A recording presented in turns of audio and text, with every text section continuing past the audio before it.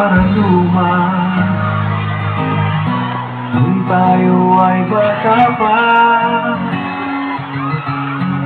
ang galing-galing mong sumayaw, mahugi man o cha-cha. Ngunit ang paborito ay pagsayaw mo ng ending mo. Nakakainda, nakakaliw, nakakakilig, balahibo.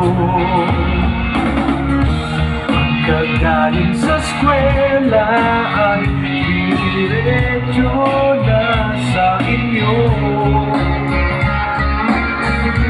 At kung maghapon ay tinuturuan mo